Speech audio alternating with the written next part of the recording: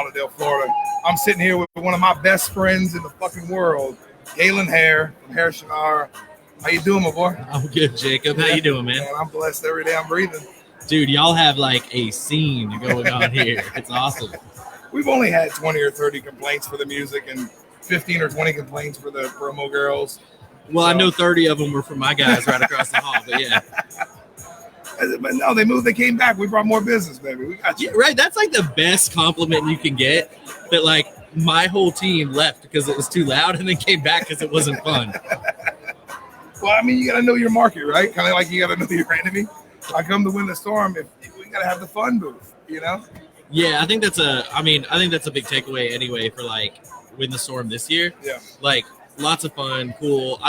I like conferences, but like I think worst attended I've ever seen. Yep.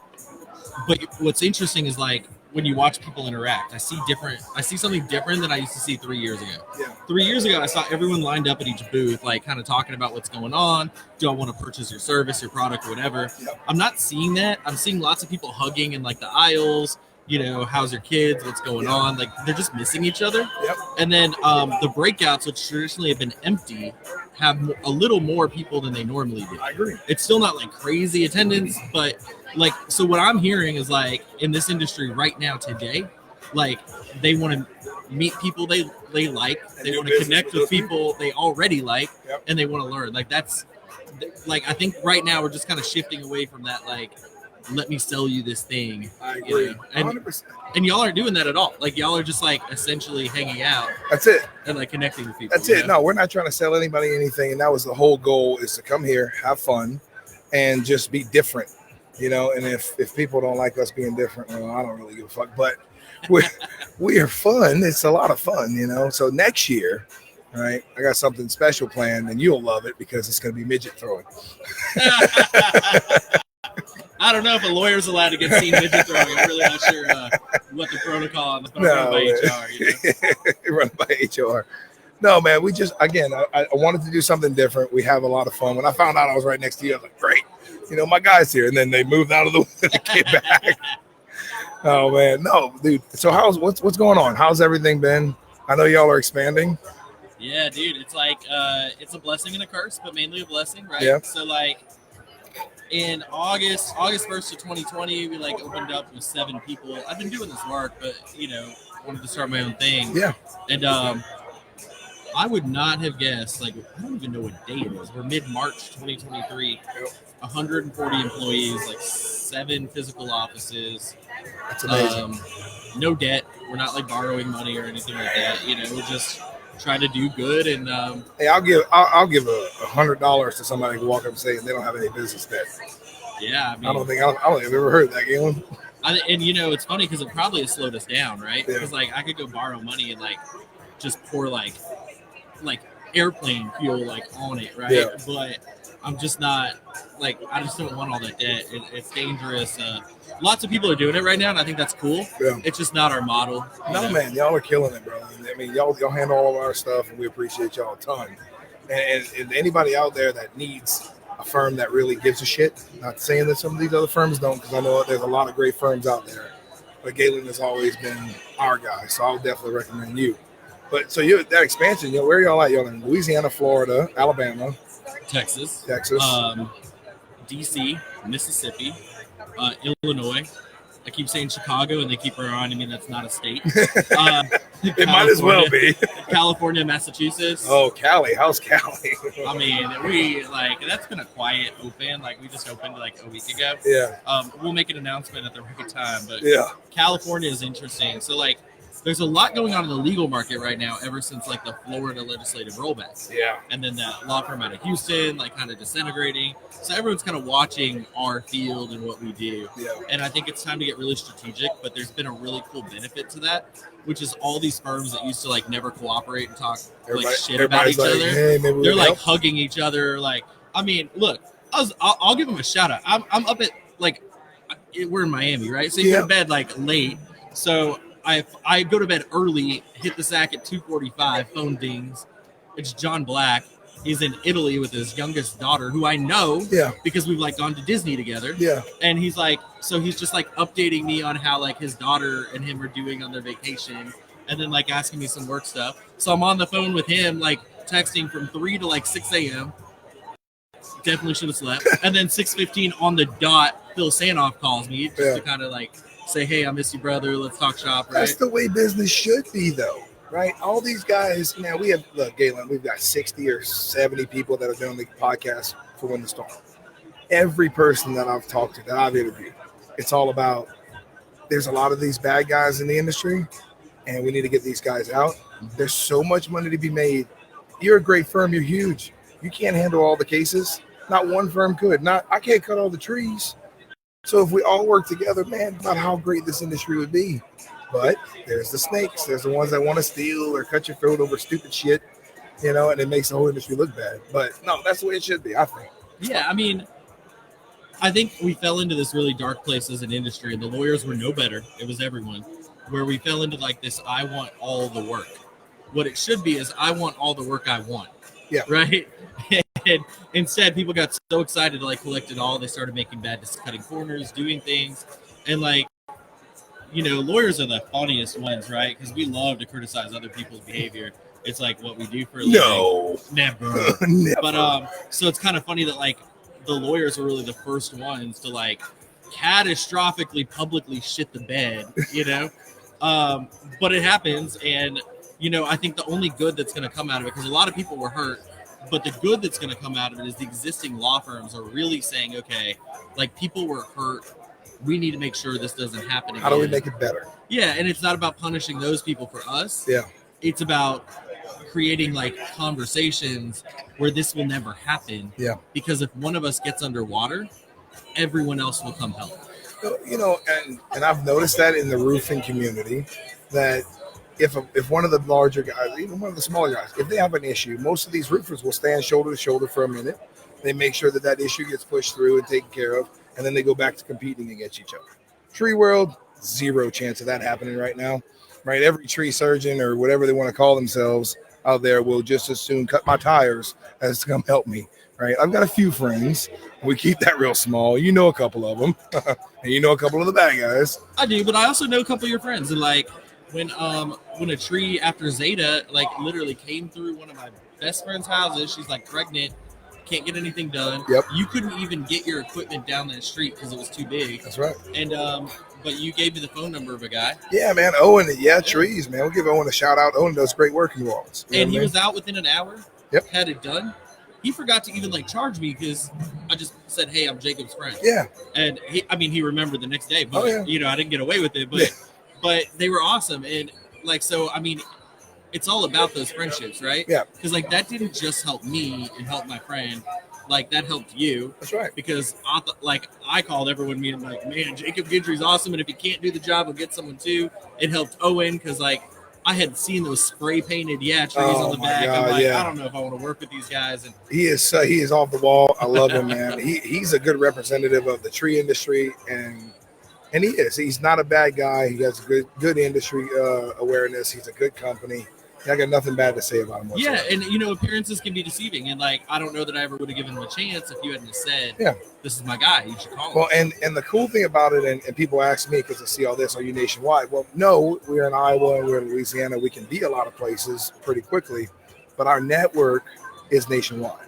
I've got tree services now that I can call in Utah, in California, in Maryland, in Rhode Island. I know all these guys that are vetted.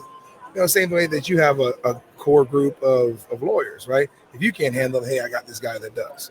You know what I mean? But they treat people the same way that we treat people. You know what I mean? Same moral compass for the most part, same equipment kind of thing. I just want the same product across the board. So that's what we've been trying to accomplish, you know? No, 100%. And that's all you can do. Like, so I guess that's my only thing that I like have taken away from Win the Storm so far. Yeah. Is we're coming back into, I think, what's going to be a good time where people just want to help. Yeah. Instead of like you're all going to compete, you know, like every one of those law firms, like we're competitors. Yeah. But if I need something, they're going to help me. And if they need something, I will be right there. It's because it betters the industry, right? Rising tide raises all ships, right? Exactly. It's supposedly, you know. It does. No, it actually does. Like, that's not to say like I'm going to let them take that multi-million-dollar job that I'm working on, right? But I'm absolutely going to work with them on how we can do better. That's it. Be better and help more people. No, 100%, man. So question, Florida, Hurricane Ian, right? Interesting storm, right? Very interesting storm. You told me before we even came down here, Jake, this is going to be one of those ones where I think the insurance company is going to dig in a little bit. Sure as shit, here we are. Yeah, man, I'm not sure they dug in as much as they like jumped off a cliff.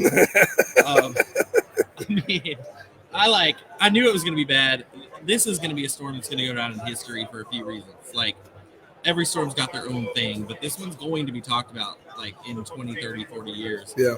Because we had a massive storm. It should have been a quick in and out storm because Florida has so much infrastructure. So, like, I mean, power was turned on within days. Yeah. It took months. Not Sanibel. Mm-hmm. Yeah, not Sanibel, but generally across the board, right?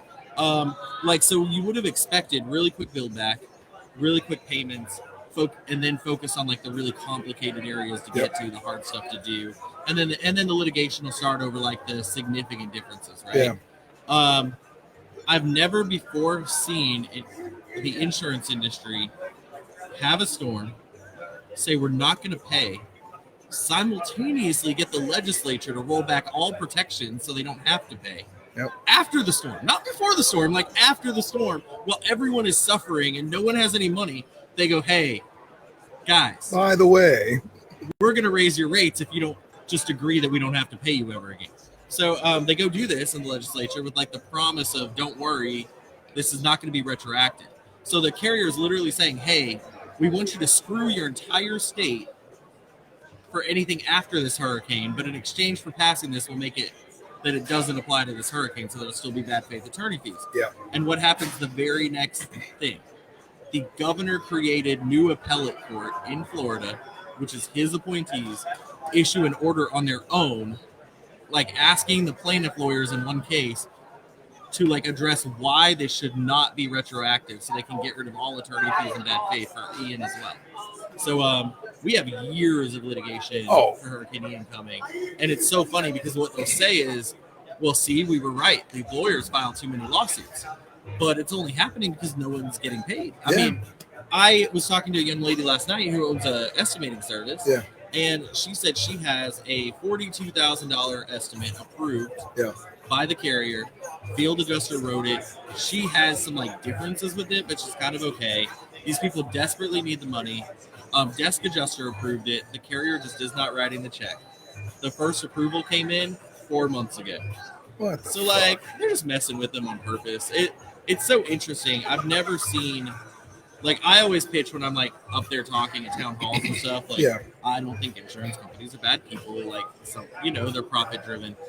They're bad people right now. Like, they're just bad people, and that's hard. That sucks. Yeah. Because they're destroying my inner child. Right. Yeah. I mean, we've been working together since Laura, right? Yeah. We're still settling cases, doing stuff from Laura. And that'll happen. You'll get your stragglers, right? But it should not be like just mass like. No, this is like an atomic bomb of bullshit. Yeah, and it's only starting. Like we haven't. Many of these claims haven't even gotten coverage determination yet. Jesus Christ, that's it's unreal. Crazy, dude. I mean, they will be litigating. I think Hurricane Ian will get litigated in Florida for 20 to 30 years. Really? Yeah. Wow. I think it's going to back up the court system because they are going to see 20, 30, 40, 50 times more lawsuits than they've ever seen from a major hurricanes and what's going on.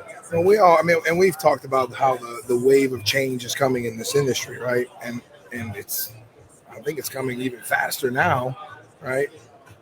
On like AOBs, right? That's going to be a thing of the past, right? Yeah, right? I think they're all but dead at this point, Yeah. So work authorizations are coming next. It doesn't even matter. We have a lady that we did a job for, and the insurance company wrote them a $17,000 check. They handed it over. Well, the bill was $22,000, and the insurance company goes, "No, let's not paying it. Just no. Like we have all the proof, we have everything, we have the signed everything, yada yada yada." No. Yeah, I mean, look, everyone in this industry sees it, right? But it's like the funniest conversation because we'll go do this deposition. Why didn't you pay that extra $5,000? Well, that's just not what we pay. Okay, cool. Show me that like insurance policy where it says that. Like, I did not know there's like a payment schedule in the policy. If there was, like, we would not be here. I would have just called you up and said, look, they got a payment schedule. This is what they cover. Like, sorry, bro. And they're like, well, it's not in there. And I'm like, wait, then what are we talking about? Exactly. And they're like, well, it's just not what we pay. And one carrier said this to me. I think it was State Farm. You know, they're like, this is what we pay. And I'm like, but that's not what the policy says. And she goes, sir, you don't get to tell State Farm how to do business. You know, I'm like, all right, well, we'll see about that. Yeah. There's this little thing called court, and we'll see you there. And they paid the second they got sued. But here's like, the thing, why'd you too. have to do that? That lady right there, we've worked for this insurance company a couple of times for much more money, and they paid quickly. It's USAA. Fuck it. It's USAA. I mean, they've paid us no problem for most of the things. A couple of them they didn't. This one, it's just the adjuster. I don't think it's fair. It depends on who you get. Who the fuck are you? Like fair to who? Like, are you upset that you think they're making that much money? You don't know what their overhead is. Yep. Like, it almost feels personal sometimes. Like, I'm not letting them make that much. Yeah. No. I've had adjusters tell me there's no reason that you should make that much money that quickly.